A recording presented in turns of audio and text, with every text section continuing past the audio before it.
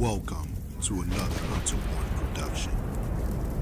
Graphic hunting videos ahead. Please leave now if you do not wish to view.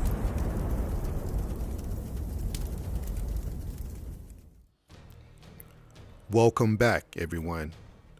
Mission finally accomplished. In this episode, I was able to get 2 dogs down. So stay with me as I take you through the entire experience of how this happened. But before we do that, I would like to share with you a little background of how this came to be.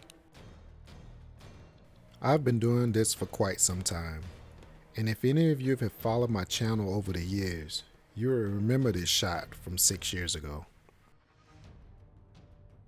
This one still haunts me every day because it was a miss. I vowed since that day to make sure I wouldn't make that mistake again. This brings us up to current times. I have my PARD SA62 thermal mounted to my FX Impact M3 in 357. As you can see, this coyote gave me every opportunity to take him. In fact, so did the other one. However, as you can see me ranging through the PARD SA62 thermal, they are at a distance of anywhere from 150 up to 170 yards.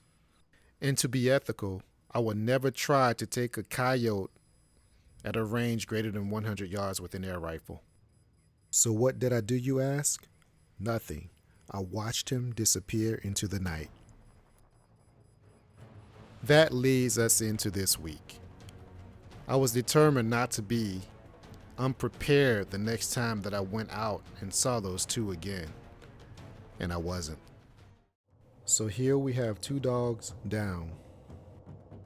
Stay with me a little bit longer to see how it happened. Here we have my Savage Model 93 R17 17 HMR slinging Hornady 15.5 grain NTX at an average velocity of 2,695 feet per second.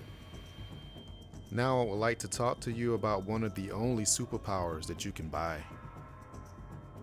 The PARD DS35 LRF Day and Night Vision Rifle Optic is one of the most innovative optics that I've ever had the opportunity to work with.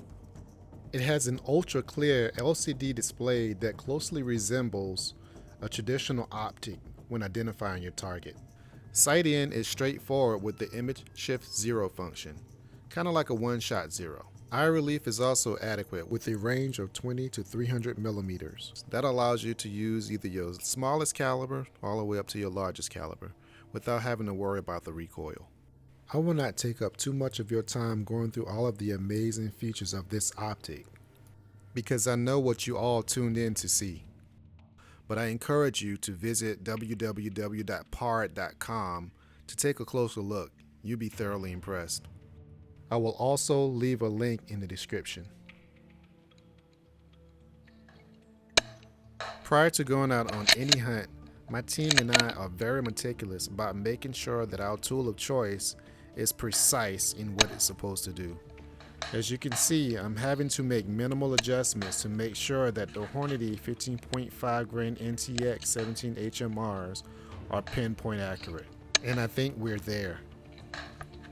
Let's send one more down range at the rock at 108 yards for verification. Now let's bring you to the hunt. I am out with the PARD DS35 LRF 70. As the night progresses, I start to get a little discouraged because all I'm seeing are skunks and rabbits. I decided to take the opportunity to check the functionality of the rangefinder to make sure that it was accurate. But the entire time, I was hoping to catch a glimpse of the 2 coyotes that I'd seen the week before. There in the foreground, you can see my Lucky Duck Revolt e-collar with a skunk behind it. As I continue to blast pup distress, it eventually pays off.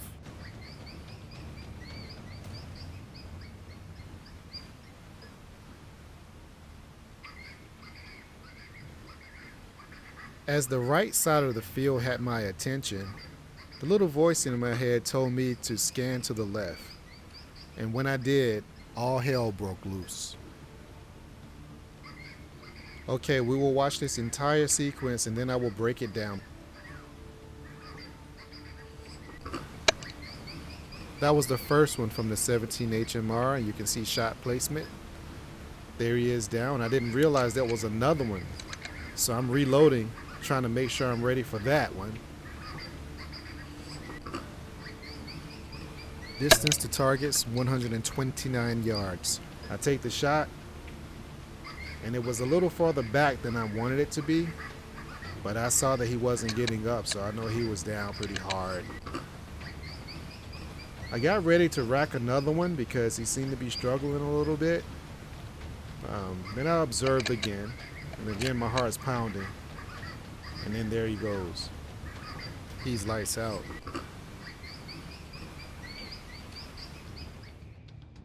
Let's go for the retrieval, and then we can analyze both shots. I apologize for the graininess, but it's pretty dark out, and the camera is doing the best that it can. Let's review the shot placement. With the 17 HMR, I wanted to be pinpoint accurate.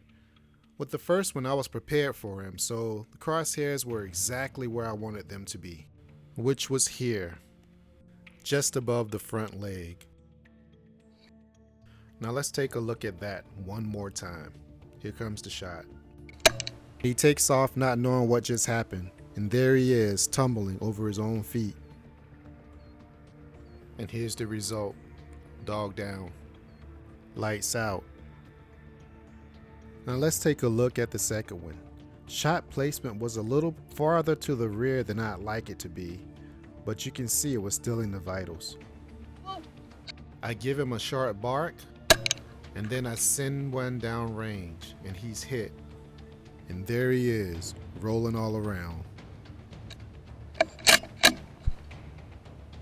He's lights out. And there we have it. 2 dogs down.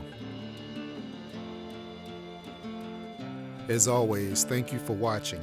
Please click like, subscribe, comment, share, and ring the bell to be notified when new videos like these are uploaded. See you again next time. Hunter1 out.